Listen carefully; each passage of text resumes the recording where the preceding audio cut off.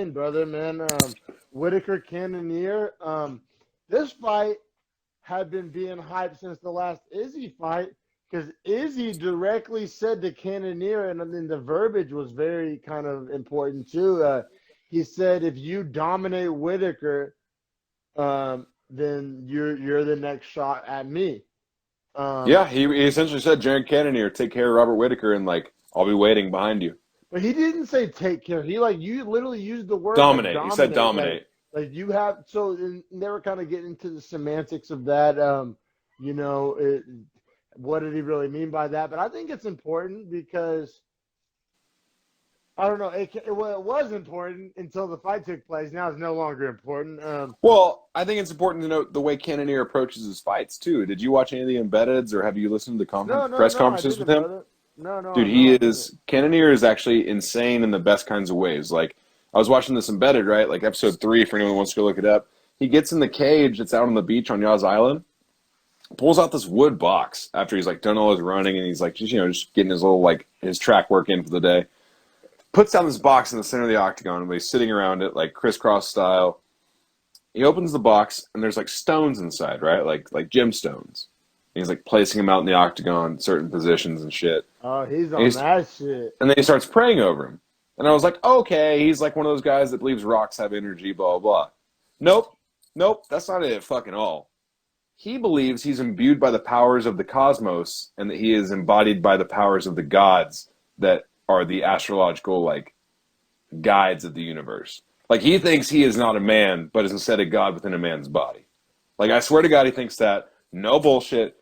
That's word for word what he said. So what we really need to take out of this is Cannonier like psychedelics, and as somebody who used to be drug tested, I like psychedelics too because most psychedelics don't come up on drug tests. So I think maybe we can get to the root cause of all that.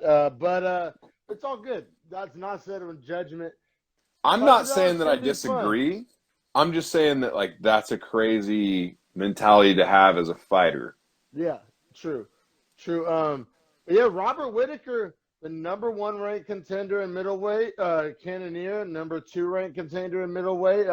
Vegas literally had it as like an actual coin toss. I know we say coin toss kind of a lot, but literally minus 110 for both. And it was it didn't play out that close. Whittaker looked phenomenal.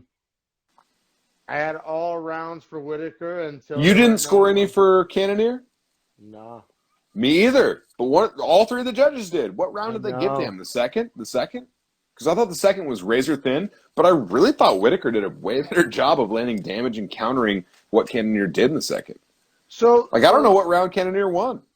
So, you know what? In my opinion, if it was any, it had to be the first because the first, right? At least in my notes, I say, round 1 to Whittaker, he hurt Cannonier, but great leg kicks by Cannonier. Right. So, yes, his leg kicks were damaging. So but was it all judges or just one? Because I could see a judge or two. They all gave all scored 29-28. I don't know how they scored the round specifically, but all came to 29-28. That's the only one I can wrap my head around. Like that, I thought the second, closest. I thought the second was razor thin, but I just thought Whittaker did a better job of landing cleaner in the exchanges. I think they landed the same. Takedown in the second. See, to me, right. That takedown just like I'm with you. End point period. Like to me, the end I'm of the with debate. You. Like for as 50-50 as the striking could have been, the takedown would have been the obvious like lead. So I don't know what judge gave that to Cannonier. No, I feel you, and I don't know. Did they give that first round? One judge gave the second to Cannonier, and 2 judges gave the first to Cannonier. So the first, I kind of get. Yeah. The second, what were you watching? And the third is clearly Robert Whittaker with the head kick drop. The head kick was clean, bro. I don't know how Cannonier stayed up. I was like making fun of him when the head kick lands. I goes, oh yeah, tell the sun god about that. And then he survived, and I was like, all right, maybe the sun god's talking a little bit of shit. Like, that's crazy. The sun god's looking out. Yeah, no, Cannonier's tough as nails. Yeah, I mean, goddamn chin and just, like, everything else you'd want, appeared. But yeah, no, Cannonier did not just offensively he let the fight come to him, I feel like. And because it was weird. Robert Whittaker's jab was essentially the game changer in this fight, but Yeah. Cannonier had the much longer reach. So that's another, like, how do you let that happen? It's because Whittaker's so explosive, man. He's all fast twitch, but he can fight 25 minutes, which is crazy, dude. Like No, Whittaker is Whittaker's a as badass. He really yeah, is. He like really is. to be quite honest with you, man. And dudes have like asked me this question since we've been doing our podcasts, like because I talk good about Whittaker. Like I tell people, Whittaker and Adesanya, like that fight is way closer than you think it is because Yeah. Adesanya finishes in the second and it looks bad, but it's like there's no one else that can get any closer to Adesanya than Whittaker. Like that's your next best. No, So and appreciate what you have. yeah, no, he's so good. He's so good. I think he So reminded good. people how good he was. Because I'll be real. I'll be real. I was drinking the Cannonier Y'all Kool-Aid. done forgot, huh? Like, no, for real. Like, I was drinking the Cannonier Kool-Aid. Like, I was honestly looking forward to the Izzy Cannonier matchup, Nah. and I just, nah. I said simply but beautifully, my friend. And so the thing is, though, here's where it gets tricky, and this is what we're going to talk about. So obviously everybody's saying, even Dana White himself said that like Whittaker is the next Yeah, move, it has to be. but in all caps, it would be if Izzy wasn't had his eye on 205. I think, bro. Sketchy. It's sketchy. Do you think he's going to fight Jones at 205? Because I'll tell you no to No, that. no, no, no, no. I think he's gonna fight Blaskovich. Boom. I agree. Okay. I'm all in. I'm all in It, again. I and thought you meant so Jones 205. Okay. no, Yeah, I'm no, all no, in. I'm no. all in. So everybody's acting like, oh, Whittaker Izzy, obvious, and it would be if Izzy was a one weight class, like shut the door on all 205 talks. If he just said nope, I'm the middleweight champ, then yes, everyone would be correct. Whittaker rematch, let's fucking go. But all caps, the 205, like who in their right mind is betting money on Blaskovich in the Izzy matchup? Well, here's what's fucked Nobody. up, though. Here's what's fucked up, though, is that Glover Teixeira and Dos Santos fight in 2 weeks. And the winner of that gets the title shot against Blachowicz. You don't think Dana tells them to suck 10 dicks if Izzy wants it? So Just here's business so wise. so Just here's the business wise, caveat. bro. Here's the caveat. If Glover Teixeira wins, yeah, suck 10 dicks, Blachowicz and Adesanya. That's the fight. But Blachowicz has a loss to Dos Santos at 205 if Dos Santos wins. So it's like, or not Dos Bro, Santos, but but I Thiago feel like Santos. you're making the fight argument, not the business argument. And we all know what argument wins. I get that the business argument's big, but I think there needs to be respect thrown on a guy beating a top 5 opponent in that weight class versus a guy coming in as the champion of another weight class. Now, I know that didn't happen with Conor. I know it never happens with any champion, which is what you're That's going to just say. not the way it But goes, bro. Because and that's there's a not like reason martial why. arts. You know what I mean, though? But man, we all know the UFC tiptoes that line. They like to walk right up to that WWE line. You know what I'm saying? They like, you know what It's actually the perfect situation for them because they have two legitimate contenders and they get to pick and market it as they feel necessary based on hype. let me ask you this, bro. You're not Dana. You're not the matchmakers. You're Harrison. Yeah. You're a viewer. We don't have the podcast. You're just a Harrison UFC fan. Would you rather watch Izzy Blaskovich or Blaskovich Dos Santos? Man. All right. So my answer is going Bro, to keep it a contend. buck. Keep it a No, buck, I'm please. saying. Listen, my answer is more based on I want to see Whittaker Adesanya too than anything else that you talked about No there. way.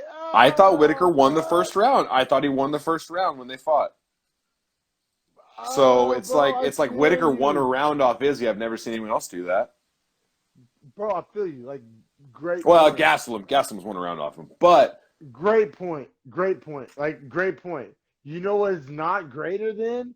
The Seeing marketing Izzy value. was fucking two straps over The his marketing value, yeah. shoulder. Yeah, like the marketing value. I get it. Like that was a purist take, what I just said. Like It's the purest take, and I kind of, I don't know, bro. Like in your heart, I know you agree with it, but you're DMAC marketer. So like you know what sells, you know I what's know gonna what, be hype, and you know what's gonna be like easy to but I know push. what I want to watch. True. That's also true. I Like don't I'm want to. also It's not a like I'm saying I don't fan. want to watch either. I'm just saying like in natural progressions, like I would like to see it be Izzy Whittaker, Blachowicz, Santos, and then the winners fight each other. If it's Izzy, regardless of who wins the light heavyweight, I'll have them fight either one. But you know what I've learned in life, bro? You know what I've learned in life is the more of those if and buts and this and that and this down the road and that down the road, you, the chances of that happening, bro, like life don't just work that smooth. Like No, hell no. But here's perfect scenario, right? Jon Jones takes a fight at heavyweight, wins it. Izzy takes a fight at 205, wins it, whether it be for the belt or not. no, Izzy has to fight his first Hold on. 205 for the belt. No, I'm I not think he down. will. I think he will. I think he will. But my point being is like, if he beats the number one contender at 205, obviously the fight is not Jon Jones. It is then like, let's get Izzy a second belt, right? See what I'm saying there? Like, even if he fought like the number one contender and proved he was the number one contender, like you're setting him up to be a 2-weight champion while Jon has to have this fight anyway. So then we're looking at like next December, let's say, for Jon and Izzy to fight. It's all about the lead up to that fight. Whatever you do with these two in between. Okay, I give you that, bro. But like, what I'm saying is, like, I'll put it this way. I don't want to see Jon and Izzy until Izzy has two belts. I agree, but that's why it has to be next December or next July. But I Depends don't. on how you want to run But it. Depends on how I you don't want to think run it it. has to be, bro. Like I'm sorry, like honestly, bro. You know what? This is the perfect metaphor to make a little cross sport reference real quick. This is the perfect metaphor how Fitzpatrick's been balling. Miami's But Tua better got than the job. Miami's better than everybody thought. But Tua got the starting job because he's goddamn Tua. Like fuck order, and I know I'm usually rankings McGee, but fuck that Yeah. bullshit 205 fucking like snooze fest. And goddamn it, give me Izzy Blashovitz fucking You are 3 months rankings from now. McGee. You I are know, rankings McGee. but I'm also like certain guys transcend that, bro. I Like feel that. certain guys Like real transcend that. talent speaks for itself. You know what I'm saying? It doesn't need a ranking or a weight class. Like it's just real fighting talent. Like it fighting talent and star power, bro. Like there's this it Well, factor I think star star power comes power. with it, right? I think star power comes with it. But not always. Like not every champ has star power. Like Blashovich doesn't have Mm, star power. And that's why yeah. people want to see Izzy take his belt. Because that storyline, like that is so fun. Like that is a guy like Izzy just and I enjoyed Blashovich winning. But the minute Blashovich won, everybody started looking around like, all right, I mean, Yeah, he's not holding it but down. situation that's so different. Why? Because we know who the real 205 champ is. Me and you both sitting here right now. Who's the baddest man to ever make 205 pounds on the planet and will ever be?